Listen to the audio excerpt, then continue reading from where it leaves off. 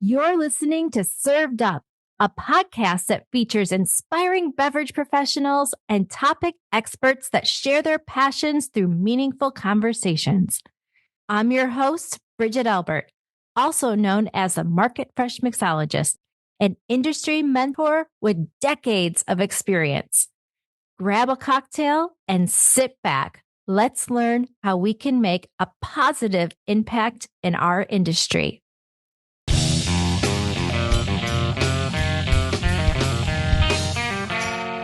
Hey y'all, it's Bridget here. I am really excited to introduce to you my new friends, Stephen and Brittany Yeng, the dynamic duo behind Skrewball Whiskey that has revolutionized the spirit world with their one-of-a-kind peanut butter whiskey. What began as a playful experiment at their San Diego restaurant, blending peanut butter with whiskey, has now become a global sensation. Stephen, who overcame the challenges of polio as a child, shares a powerful story of resilience and determination. Growing up with his parents' struggles as refugees, he found strength in family, and their unwavering support shaped his drive to succeed. Brittany, a chemist and attorney, brought her own unique perspectives to the project, and together they crafted the world's first peanut butter whiskey. In this interview, they talk about their journey, the importance of family, and how their shared passion for innovation and overcoming obstacles turned Skrewball into a brand that had made history today. So sit back, relax, grab yourself your favorite Skrewball cocktail, and enjoy the show.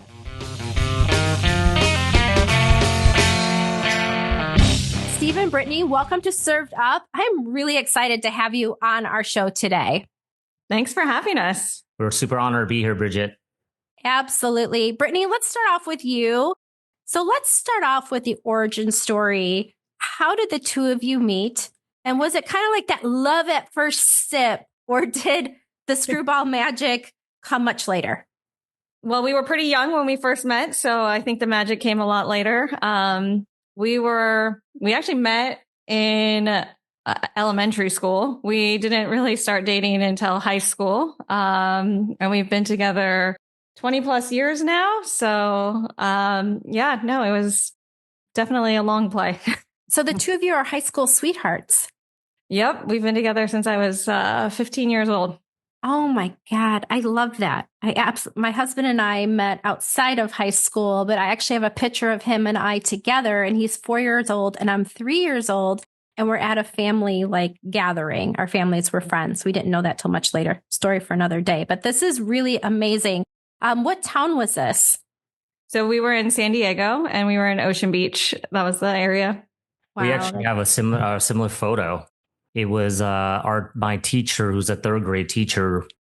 And then she's in first grade. We have a joint field trip. Her husband teaches first grade. And we had a photo and we were looking at it randomly. Wait, that's me. Is that you? We're right next to each other also. So back in grade school. Oh my gosh. Did you guys go to prom together, Steve? We did.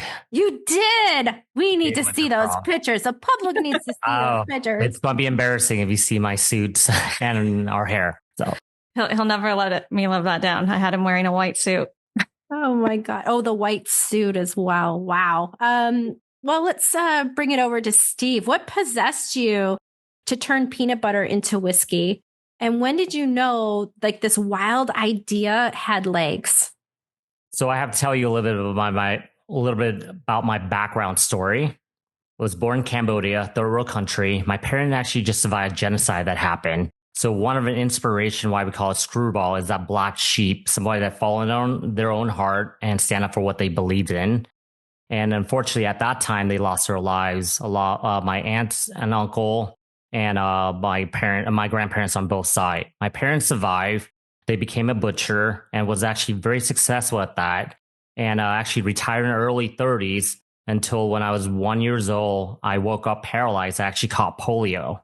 So my right leg became permanent paralyzed. It's like a similar virus that's airborne. You catch the cold, get a fever, and left me permanently paralyzed on my right leg. My parents decided to drop everything, left the landmine borders of Cambodia. It took us about 2 weeks, and we entered into a refugee camp in Thailand.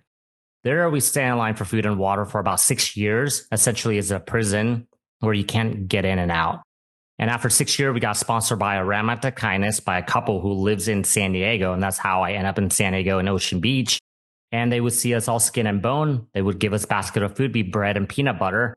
Fell in love with peanut butter. My parents wants me to get off my feet. Right. They found work at a donut shop. Back then, donut shops are not very profitable, very low margins. Right now, a donut is like $5, one of those hipster donuts. It's unbelievable.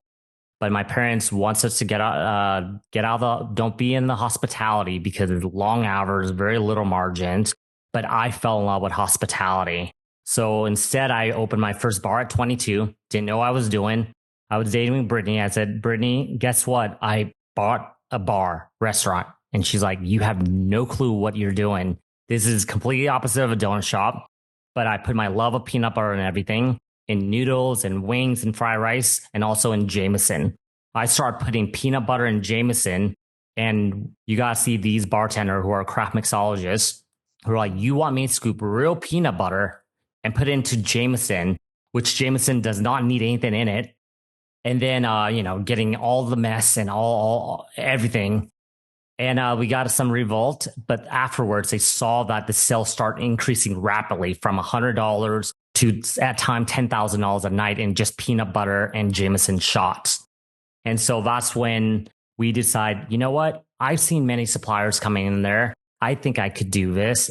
Little do I know this was considered the dumbest idea in the world, peanut butter and whiskey. There's just so much that you just said right there. I mean, from your childhood, and then creating a peanut butter and whiskey shot that really, it sounds like it completely inspired the company that you have today, as well as your childhood. And so when you look back on that, did you take a lot of what you carried as a child, from your family into the culture and into that grit that I know that you both have when you created this brand? Yes. I mean, let's state what it is. Nobody believed in this product. There's doubters everywhere. And people think it's a novelty. But, skepticism fuel our drive. We embrace that underdog mentality. When we went out there, we were like the fish, the big fish in the pond, in a small pond type of mentality, where we grew up in the Ocean Beach bubble where, peanut butter it's when I came to US, I introduced peanut butter, fell in love with it. And then we had those bars and restaurants that I operated, and it was the thing that everybody knows, peanut butter and Jameson in San Diego. Little do I know, once we tried to approach idea, we went to the banks, went to distributors, they all laughed. Again, this is the dumbest idea in the world. But using that underdog mentality really just drive our success. We know that luck plays its part, but true success requires placing oneself in position where luck can strike. So we believe that, you have to keep creating, keep innovating, keep pushing, putting yourself in a position that if there's an opportunity to be lucky or opportunity to sell in the product, be there. Yeah, absolutely. And Brittany, what did that look like for you when you see Steve having the success with this back then? Absolutely, like a crazy combination, right? Yep. And then Steve, did you come home and tell Brittany, like, look, we need to create a whiskey? It was actually the opposite. It was the opposite. Oh, tell us. Yeah, no, he had it and it was super successful. And it started other people started copying them. And really, I saw people that didn't like whiskey. They liked wine. They liked other things. And they were coming into the whiskey space. And I was like, this is a whiskey I'll drink. This is a whiskey other people will come into. There's some legs here. And I still vividly remember just hearing there was someone that was in a vacation rental next to us, and she just comes out and she's just like, you know what I'm craving? I'm craving a peanut butter whiskey. And I was like, has it spread that far? And he's like, no, it's still just our product. And I was like, this has got legs. If it's if people are craving it. And I think Steve, to his point, he was in the restaurant. He has seen so many brands fail. He's seen so much money go into these things, and he's seen really what it took. I think I was a little bit more naive in what it took. But I think I was able to see the story, right? I think when you're in it, you might not see the development and the story and the brand behind it. And so I was able to package everything that he had created into really telling that story and coming up with the black sheep and the Skrewball and the name and everything. And well, let's talk about that. Go ahead, Steve. I think that so we've been together for so long, just like you mentioned with a high school sweetheart. And I think we let our career take over us. I went on to build some successful, iconic places, been featured on Food Network multiple times. Brittany actually went on to get her master's degree and a law degree doing pharmaceutical patent litigation. And she have a chemistry background. So then I would get home most of the time on busy nights before sunrise. And she would leave home most of the time before sunrise, working with a lot of East Coast firm. We were based in California. And so we were just really living opposite lives. I was in hospitality where my job was to talk to a lot of people. She stares at computers. So then when I get home, I want to stare at TV and she wants to crave human interaction. And we were just living opposite lives. And I think we struggled to become parents where we had difficulty becoming parents until we're blessed with our daughter. And that's the moment we said, screw it. So we always say the screw it moment, the moment you stop asking yourself why and start asking yourself why not. And that's when we said, screw it. We choose family. We were happiest when we were building the bars and restaurant together. Let's do this and see how far it could take us. Well, it definitely took you, just all the way. So let me take it back to Brittany. Brittany, can you talk about the name Skrewball? Where did it come from? How did the little sheep wind up on the label? Give us the details. Yeah. So I think to Steve's point, right, when he was talking about how we were the outsiders and nobody believed in us. And I think when we first were explaining this concept, I had drank the Kool-Aid, right? I was the one selling this concept to him. And so I thought it was the best idea. And so I think hitting the reality that other people are going to doubt that and that we are on the outside, it really hit me that not only did Steve's childhood and the restaurant personalities, right? The way we had built the restaurants was embracing the outsiders, the misfits, the black sheep. And so all of these things coalesced into us realizing that the product itself is somewhat of a black sheep in the industry. And so it started with that.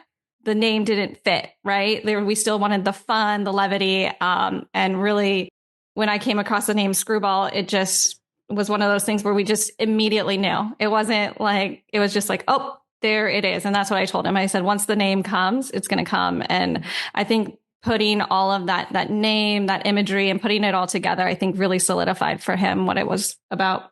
Yeah. And so the restaurants that I operated, we never judge on look. It was always about heart and also just determination. So we had a little person that worked there. We have a giant. It doesn't matter what sexuality. We were and we always have called ourselves the Islands of Misfit Toys. And so, and that's where actually, and Brittany, with the misfit. And then we're like, you know what? And then let's try to find something. And she found the name Skrewball. And the word Skrewball, with the black sheeps and our logo have the black sheep standing, leading a pack of white sheep. If you look at the label closely, and then it was perfect where Steve and Brittany Skrewball, our last name is Yang, and Yang in Mandarin is sheep also. And so it just all makes sense that everything's add up to that. Like you said, like Skrewball is really all about embracing, misfits. And so how has that philosophy really shaped your company and the culture and the way that you connect with your customers?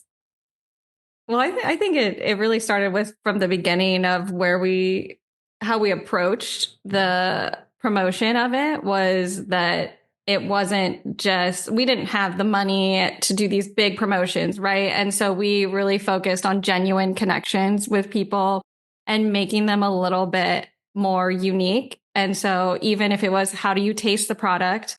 I think Steve, leaning on his hospitality background, we would find we had, I don't know if you want to explain, it's a puppet marionette to taste the product, right? We had really fun things to engage people. And so I think it was really finding those unique ways to bring people in. Yeah, look, we already been considered a laughing stock of the industry, trying to put peanut butter in whiskey. So we're the very first one, the world first peanut butter whiskey. And then I remember that when we're at, I remember going to in the hospitality industry, Southern Glacier Wine Spirits would always have the best, suppliers showcase, going there and seeing all those suppliers and doing the tastings and stuff like that. I have always been ingrained in my mind, how do we stand out in the crowd? How do we also just really just make an impression? And so I think our approach was from the bars is that, you know what, people could, we have very little budget. And so, but at the same time, effort does not take any money, doesn't not cost any money. And I remember, Brittany, we had $3,100 to our name back still as late as March 2019, coming home with no electricity we forgot to pay our electricity bill. Well, do we pay for our mortgage, and trying to just juggle everything on at the same time, having a newborn also. So then what we're able to do is just constantly driving there, going there. And I think that what we believe in having a truly unique product is that once they try it, the word that normally come out that falls is it's delicious. And that's when consumers and fans really start growing. And then that snowball effect of, you know what, peanut butter whiskey, no way it could be good. And they try it, they loved it. And then now there is that contagious feeling. I know something that you don't know. And then they start sharing with other people. Well, it is delicious. And it's like you said, it's surprisingly delicious. And you don't know until you try. I have personally, I have a nut allergy, except for I can have peanuts because they're actually a legume. And so I gravitate really towards anything peanut butter. And I'm truly a fan of your whiskey. I think that it's just super fun. And you can just mix it up in all sorts of ways, right? Which for someone like me makes it like extra special. But with that said, and I'll stick with Stephen for just 1 second here, but what would you say was like your biggest unexpected challenge in launching such an unconventional spirit in a very traditional market? It's really just after each market that we prove our success, we start in SoCal and they're like, you know what? And then we start launching in Arizona. We start going to the Southwest. Each market says, you know what? That only is for SoCal. Oh, that only works in Arizona. That works only for New Mexico. And so it's just having to re-establish ourselves and prove ourselves every which way. We understand that past success, no matter how extraordinary, could never secure future success, but constantly having to prove the doubter wrong, which really keep fueling us.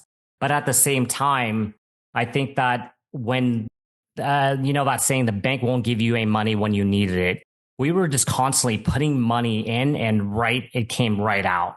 And so I think that it was just a constant battle of just, when we were trying to launch even nationally, then we had the longest government shutdown that happened in late 2019. And then all of a sudden in March 2020, the industry shut down because of COVID. All of a sudden we're like, what do we do? I think Brittany and I looked at ourselves. I think at that time we were struggling paying bills, but then we finally caught up. We had $600,000 to our name and we're like, what do we do? You know what? Our industry, which the bartenders and servers really supported us tremendously. We were like, you know what? If we're going to go out, let's go out with a bang. We donate $500,000 to from USBG to CORE to children and restaurant employees, and really just went on the road and just really tried to help out the industry that have supported us without even asking us for a single thing back then.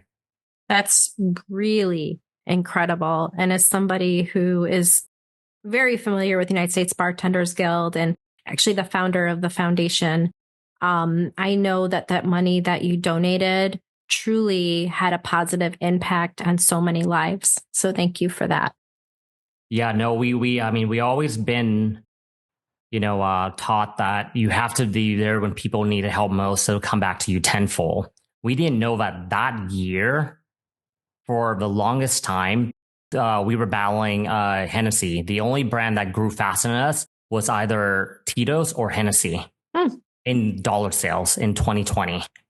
That is so interesting, because when you think about those two brands, they're iconic, right? They've been around for a while. And so here you are really just kind of newly entering the ring and, and look at where you're at today.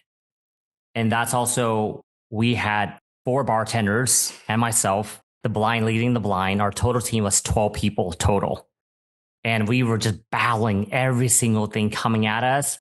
And it's just kind of, one day at a time. And somehow we're able to be here still standing and sitting today. So I want to ask Brittany a question, because I think that this is a question that consumers probably actually think about if they've never tried Skrewball whiskey, right? And whether they're at their local liquor store or at their local bar, whatever it might be. Is Skrewball, Brittany, made with actual peanut butter? So peanut butter, we really took all of the, tried to incorporate all the flavors that you really get with peanut butter. So the original cocktail was just scoops of peanut butter and whiskey, but the consistency would be not great. The separation, we would have so many issues with putting that on the shelf. And then we wouldn't really get the alcohol content that we wanted. And so when we really thought about all of that, we basically deconstructed what makes peanut butter taste the way it does. And I think that what people were so mind blown when they tasted Skrewball for the first time was there is that creamy feel to it, that both feel and taste. And so we were looking at both the viscosity and the feel, the mouth feel of it. And so really taking the flavors and getting and replicating all of the ingredients of peanut butter. And you have achieved it and some, right? You've absolutely achieved it. It had to have been just such a crazy process. How long did that take to get to not only the quality, the consistency, and to the taste that you really wanted out of that batch of Skrewball? I think we went down so many different routes, to your point, right? Of trying to replicate the original cocktail and then realizing maybe that wasn't possible. And kind of, I think that sometimes when that door shuts, right? So there were so many iterations and so many different directions. And I do think that I always give Steve a lot of credit for the fact that he has an incredible ability to pick apart tastes. And really, it's something that we've both worked on over the time. And it's one of those things of really picking apart things. And I think it's happenstance that he likes very strong flavors. And so we made it stronger than typical. And we did a lot of things to really bring those powerful flavors forward. And it seems like other people enjoy that same quality. I remember it's batch 169. 169 iteration is where we landed it. Wow. So we didn't have any money. Again, I think we're down to $3,100 to our name. And my parents, what helped was that the donut money that really helped. My parents would, every single dollar that was used was from Brittany and I's life savings, plus my parents that they helped us out just to stay afloat. We're just help with mortgage and certain bills and stuff like that. And so then we would take, when Brittany would do iteration, I would take it down to friends and families and to a restaurant and just have them try it. What do you think? What do you think? And then we critiqued it. And I think that, and that's how we did our consumer study, that we're able to find young, old, male, females, of course, of age, right? And then for them to try it. And then that's how we landed it, because we didn't want it to also be overly powerful peanut butter in your face. If you put it into a cocktail, it actually is so versatile. And it actually become a secondary if you do, a Boulanger or a painkiller. or, an old fashioned. It's super mixable and versatile when it comes to cocktail. And that's how we landed. We wanted to be not just one dimensional. I don't believe that you are. And it is so mixable. So one of my favorite ways to mix it is actually in a pina colada. Yep. That's one of mine as well. And I love it because it's so unexpected. Like you said, it was one of those things that when they first did that cocktail, I was like, there's no way that's going to work. And it did. And so it's become my favorite because it's, again, the story of Skrewball, right? It doesn't seem like it's going to work. And it's so beautiful. It works so well with the coconut. I think what helped me was that I came from culinary background and didn't have a bartending background. And so I think that helped us not having that traditional training. And also now, if we were to know what we know about the liquor industry, we would not be in there because it is the most difficult industry in the world also. So then I take back of Thai food, my favorite cuisine, where you got peanuts everywhere, but then you got the sweet, the savory, the spicy, the sour. And that's a cocktail inspiration that we really draw from. And also, a very simple cocktails is those fresh young coconut, Skrewball, ice, young coconut in the coconut in that fresh coconut. It is the most simple and most delicious and refreshing cocktails out there. Making me thirsty, guys. That's what you're doing to me. I'm sure you're doing it to the listeners as well. Steve, with that said, how, and I want to ask you this, how has the success of Skrewball really changed your views on risks and on entrepreneurship? You took so many risks. I have to ask. Did it change your mind on that? It was literally the most difficult thing I have ever gone through. I think we were literally just talking about this the other day. And I was telling him it's an interesting play because you're rewarded so much for this big risk. You make this big leap into changing your career, changing everything. And like he said, it's not instant, but you do get some feedback for it, right? But as soon as you make that one risk of going out and saying, hey, we're going to do peanut butter whiskey, you also have to be so dedicated to protecting that and not taking a bunch of risks that actually undermine that original step that you made in that direction. And so I think we were just talking about this the other day of how the balance of us as people was so crucial in keeping, yes, we took that big step, but then we were able to be disciplined and keep to the mission. Yeah. So Brittany is, with her legal background, she's like, we're like yin and a yang, right? And then so, there's risks that we have to take as a, for example, during COVID time, we were a lot of the big companies out there, there was too much risk for them to go out. So our 4 bartenders and myself, which are close friends of ours, where we have to decide, what? You could stay. Nothing's going to happen. To help us with social media. Well, we told them, they had their job. Yep. Secure. No pay cut or anything. Or I'm going to go on the road. We buy one of my favorite movies, Dumb and Dumber. We built this sheep van that put fur carpets on and drove across the country. We have the daily temperature check, making sure we're all good, make sure we have masks. And I think that we all decide to go on that risk. And just go and knowing that if we don't do something, then we're going to be forgotten. And we just got national distribution by January 2020. That risk paid off for us to have that tremendous growth.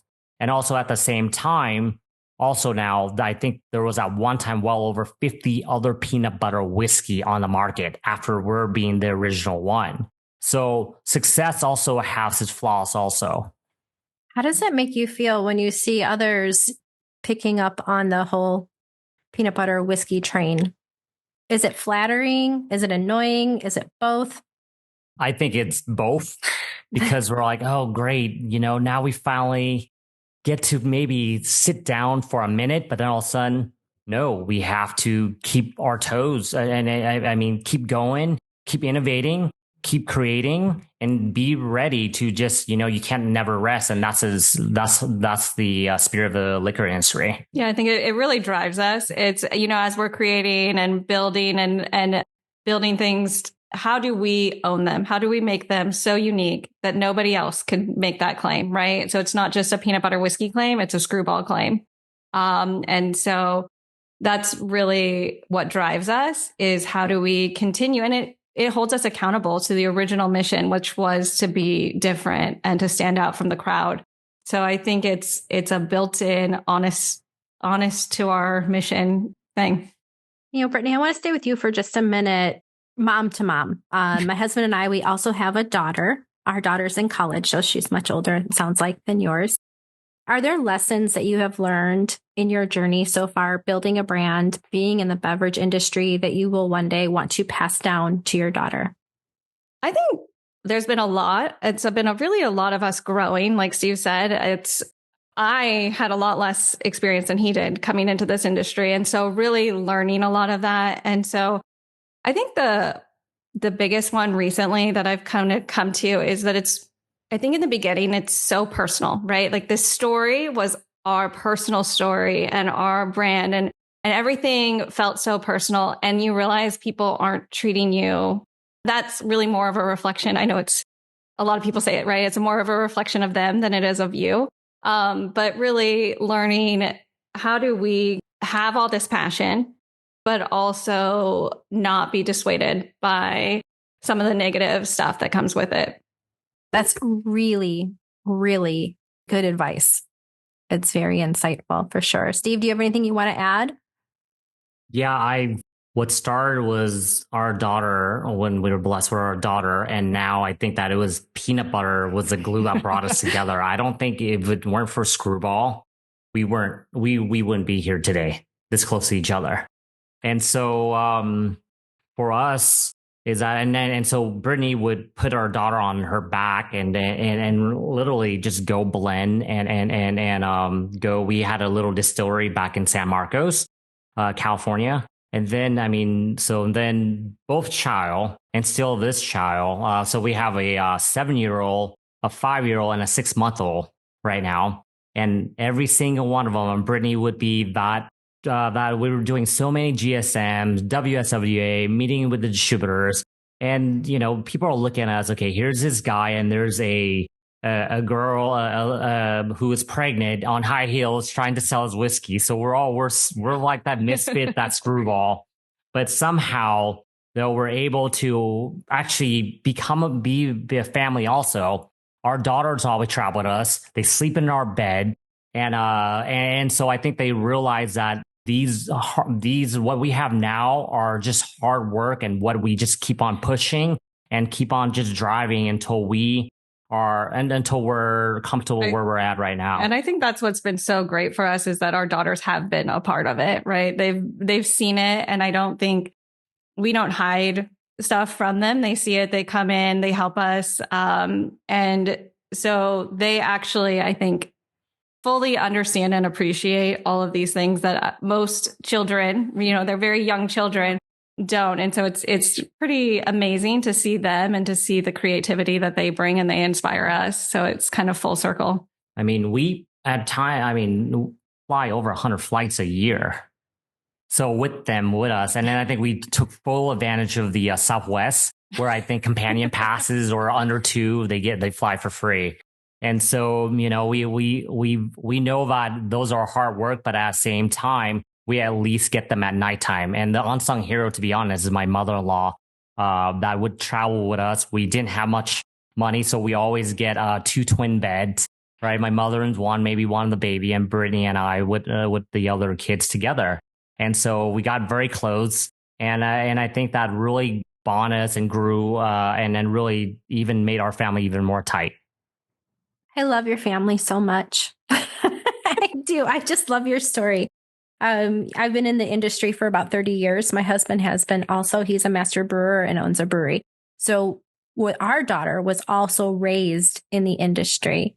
And can I tell you, when she went off to college, it was never an issue of her just going to like a rager. You know what I mean? It's just no big deal. Right? Because she grew up around it and with values, and seeing mom and dad work really, really hard. So I do feel a little kinship with the two of you. It's pretty awesome. Pretty I love amazing. It's good stuff. Yeah. Can I ask you some really fun questions? Yes, please. Kind of off the wall. Steve, do you want to go first? Yeah, I mean, Brittany was getting teary eyes just thinking back. So I was like, so. Well, you have a beautiful story, but let's have some fun. All right, Steve, if Skrewball was a person, what would they wear to a party and what would they bring? Yeah, I mean, bottle of Skrewball, of course. Yeah, like duh. But, Oh, no. but yeah, I mean, I thought you were going to go straight to Dumber and Dumber suit. I know, but we have that. By the way, we have a Skrewball house, and hanging in our closet is a Dumb and Dumber outfit with the cheap van parked in there. And also we have just our closets full of swags in there and all that. But for us is that we do parties like Screwtopia, right? And literally we challenge them to do something screwy, shave half their face, right? Oh my and gosh. the other half, or wear something that they wouldn't really be comfortable wearing, and just come be yourself. And I think that one thing where we always, if you're able to laugh at yourself, life is a lot more better. And you're able to just be a little mellow and be comfortable in your skin. Yeah, it sounds like it's just all about being authentic. Yes. Yes, absolutely. Brittany, I have one for you. What is the weirdest or like just most memorable story that you have involving Skrewball?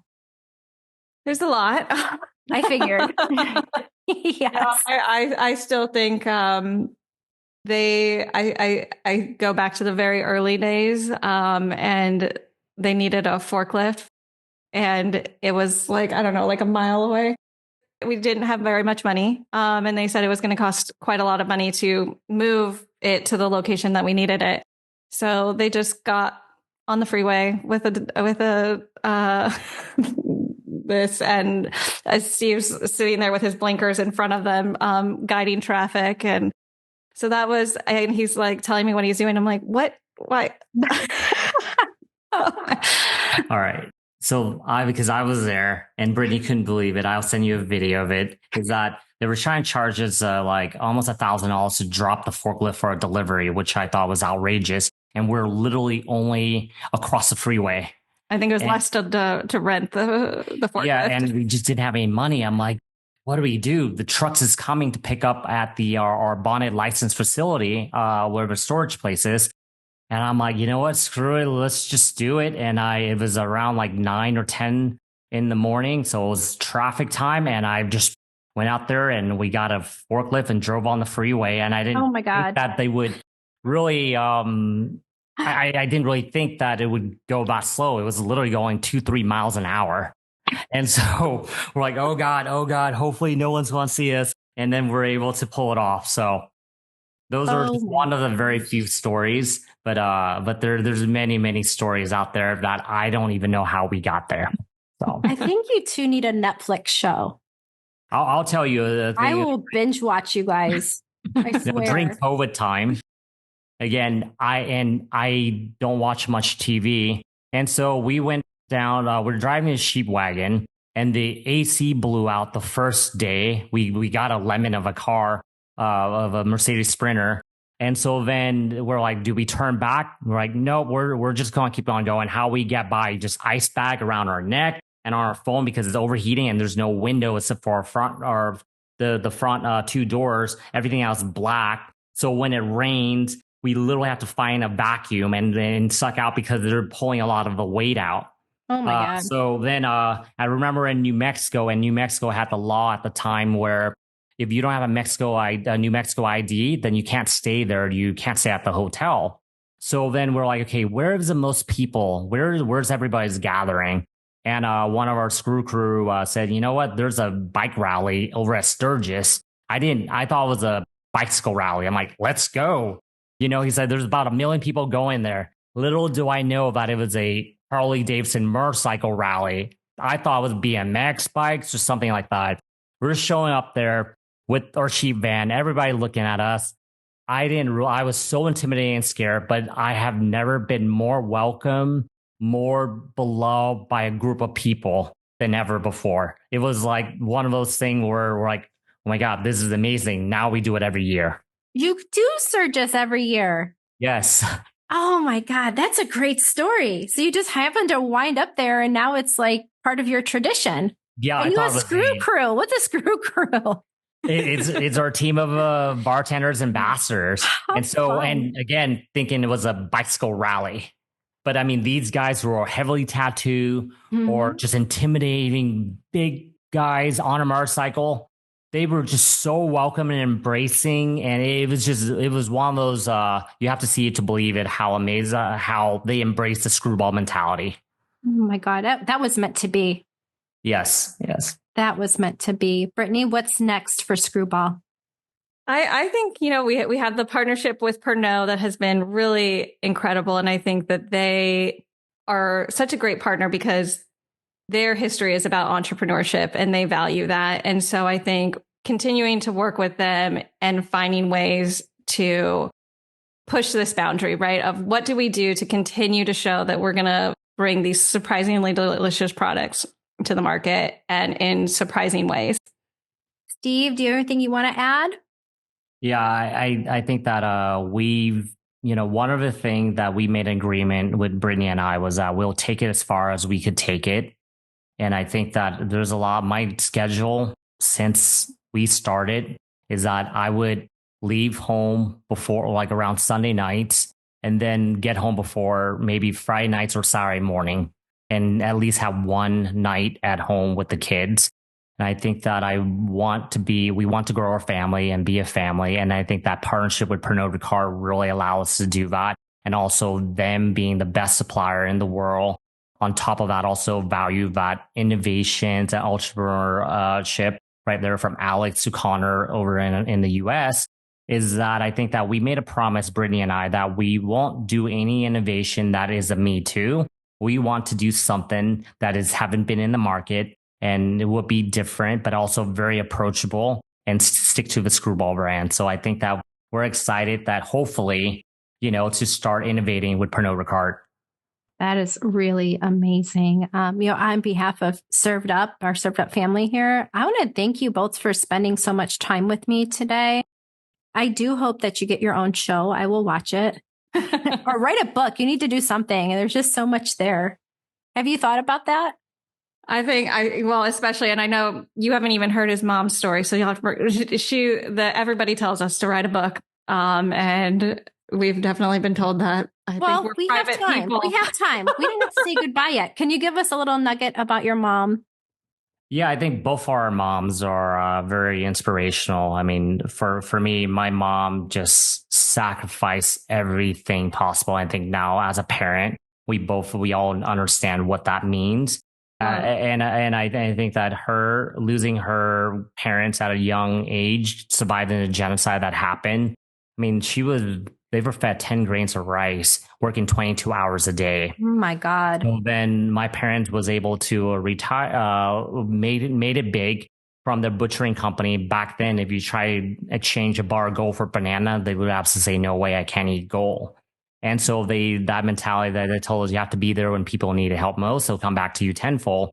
They would just make just enough on the meat and stuff and just pay us back when you can for people who couldn't afford it. Some people don't, but most people do. And that actually grew their company to about the fourth biggest in Cambodia for meat company.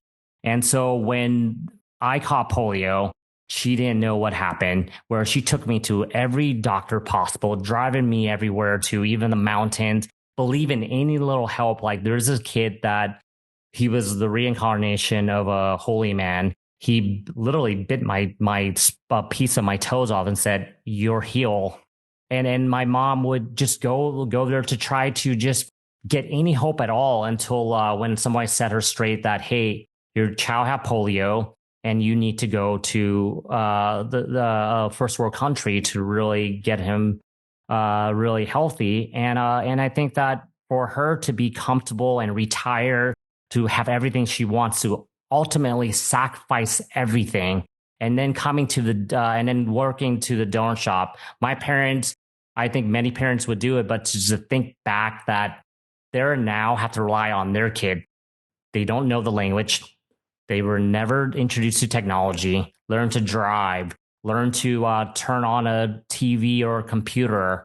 or every time still they have to rely on my brother to go translate for him at the hospital.